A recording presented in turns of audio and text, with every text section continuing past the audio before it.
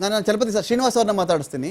Srinivas sir, ಈಗ ನಾನು ಮಧ್ಯಾಹ್ನ ಧರ್ಮಸ್ಥಳ ಗ್ರಾಮ ಪಂಚಾಯಿತಿಯ ಮಾಜಿ ಅಧ್ಯಕ್ಷರನ್ನ ಕೇಶವ್ ಅವ್ರನ್ನ ಮಾತಾಡ್ಸ್ಬೇಕಾದ್ರೆ ಅವರೇ ಹೇಳಿದ್ದು, ಈ ಕಡೆನೆ ಹೂಳ್ತಾ ಇದ್ರು, ಸ್ಮಶಾನ ಇರಲಿಲ್ಲ, ಅವಾಗೆಲ್ಲ ಪೊಲೀಸರೇ ಹೂಳಿಸ್ತಾ ಇದ್ರಲ್ಲಿ ಅಂತ ಬಂದಾಗ ಅದಕ್ಕೆ ಚಲಪತಿ ಸರ್ಗೆ ಅದಕ್ಕೆ ಸಿಟ್ಟು ಬರೋದು ಅವ್ರಿಗೆ, ಪೊಲೀಸರಾಗಿ ಮಾಡಕ್ ಸಾಧ್ಯನೇ ಇಲ್ಲ, ದಾಖಲೆಗಳಿರ್ತವೆ ಅಂತ ಹೇಳಿ ವೇಗಾಗಿ ಆ ಥರ ಒಂದು ಆರೋಪ ಮಾಡ್ಲಿಕ್ಕೆ ಸಾಧ್ಯನ ಉಳಿಸಿ.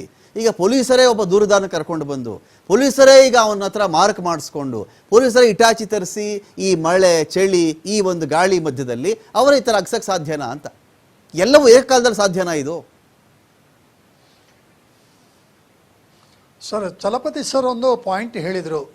ಆ ದೂರುದಾರ ಹೇಳಿರುವಂತ ಹೇಳಿಕೆಗಳು ಏನು ಅಂತ ಹೇಳಿದ್ರೆ, ಅತ್ಯಾಚಾರ ಆದಂಥದ್ದು ಅಥವಾ ಏನೋ ಕ್ರೈಮ್ ಆಗಿರುವಂಥದ್ದು, ಕುತ್ತಿಗೆ ಸಿಕ್ಕಿರುವಂಥದ್ದು ಅಂತ ಹೇಳುವಂಥದ್ದು ಇದ್ರೆ ಅದೆಲ್ಲವನ್ನು ಪೊಲೀಸ್ ಇಲಾಖೆ ತನಿಖೆ ಮಾಡಿ ಆ ಬಾಡಿ ಬಂದಿರುವಂಥದ್ದು ಅಂತ ಹೇಳುವಂಥದ್ದು ಕಾಮನ್ ಸೆನ್ಸ್. ಅದರ ಜೊತೆಗೆ ಪೊಲೀಸ್ ಇಲಾಖೆ ಅಲ್ಲದೆ ಕೊಟ್ಟಿರುವಂತ ಅಥವಾ ಪಂಚಾಯತ್ ಇಲ್ಲದೆ ಮಾಡಿರುವಂತ ಅನಾಥ ಶವ ದಫನವನ್ನು ಯಾವ ದೂರುದಾರ ಮಾಡಿರ್ತಾನೆ ಅದೇ ಕ್ರಿಮಿನಲ್ ಒಫೆನ್ಸ್ ಅಲ್ವಾ ಸರ್? ಅವನು ಮಾಡಿರುವಂತದ್ದೇ ತಪ್ಪು. ಹಾಗಾಗಿ ಆ ನಿಟ್ಟಿನಲ್ಲಿ ಅವನನ್ನು ಚಲಪತಿ ಸರ್ ಹೇಳುವಾಗೆ ಅವನನ್ನು ಫಸ್ಟ್ ಒಳಗಡೆ ಹಾಕ್ಬಿಟ್ಟು ಸರಿಯಾದ ಎಂಕ್ವೈರಿ ಮಾಡಿದ್ರಾಗ ಸರಿ ಸಿಗುತ್ತೆ. ಇದು ಊಹಾಪೋಹಗಳ ಮಾತುಗಳು. ಈಗ ನನ್ನ ಪ್ರಶ್ನೆ ಇದ್ದದ್ದೇ ಬೇರೆ.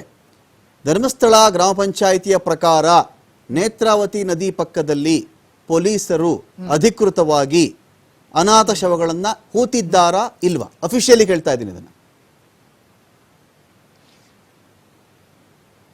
ಅನಾಥ ಶವಗಳ ದಫನದ ಬಗ್ಗೆ ಪರಿಸರ ಪರಿಸ್ಥಿತಿಯ ಬಗ್ಗೆ ಆಧಾರದ ಮೇಲೆ ಪೊಲೀಸ್ನವರು ಮತ್ತು ಹೆಲ್ತ್ ಡಿಪಾರ್ಟ್ಮೆಂಟಿನವರು ಈ ಬಗ್ಗೆ ತೀರ್ಮಾನ ತಗೊಂಡಾಗ ಪಂಚಾಯತಿ ಅವರಿಗೆ ಸಹಕಾರವನ್ನು ಮಾಡಿಕೊಂಡು ಆ ದಿನದಲ್ಲಿ ತೀರ್ಮಾನವನ್ನು ಮಾಡಿ ದಫನ ಕಾರ್ಯಗಳು ಆಗಿದೆ. ಪಂಚಾಯತಿಯವರು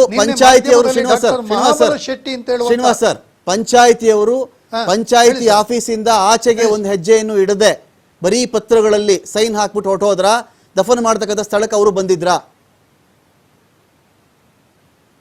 ದಫನ ಮಾಡಿಸುವಂತ ಕಾರ್ಯವನ್ನು ಪಂಚಾಯತಿಯ ಕೂಲಿ ಆಳುಗಳೇ ಮಾಡುವಂತದ್ದು ಸರ್. ಪಂಚಾಯತಿ ಪ್ರಮುಖರಿದ್ರ ಮಾಡುವಂತದ್ದು ಪಂಚಾಯತಿಯ ಪ್ರಮುಖರು ಆ ಸ್ಥಳದಲ್ಲಿ ಆ ಸ್ಥಳಕ್ಕೆ ಬಂದಾಗ ದಫನ ಆದಾಗ ಅವರಲ್ಲಿ ಹಾಜರಿರ್ಲಿಲ್ವಾ? ಯಾರೇ ಆಗ್ಲಿ ಪಂಚಾಯತಿ ರೆಪ್ರೆಸೆಂಟೇಟಿವ್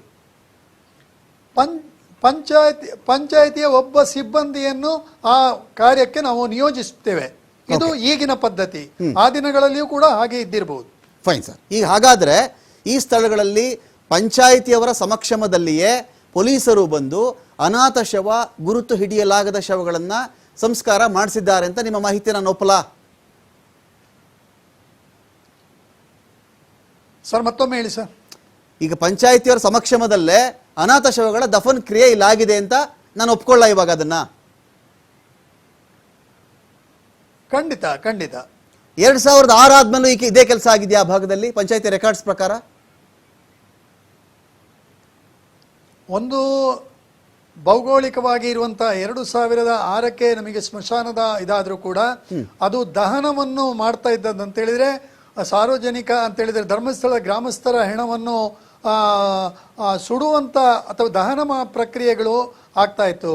ಆ ಸಂದರ್ಭದಲ್ಲಿ ಸಾಂದರ್ಭಿಕವಾಗಿ ಆಯಾ ಪ್ರದೇಶದಲ್ಲಿ ಆದಂತಹ ಅನಾಥ ಶವವನ್ನು ಅಲ್ಲಿ ಅಥವಾ ಪಕ್ಕದ ಆಸುಪಾಸಿನಲ್ಲಿ ಆ ಪರಿಸರದಲ್ಲಿ ಮಾಡ್ತಾ ಇರುವಂಥದ್ದು ಒಂದು ಇಲಾಖೆಯ ಕೆಲವರು ಹೇಳುವಂಥ ಮಾತು.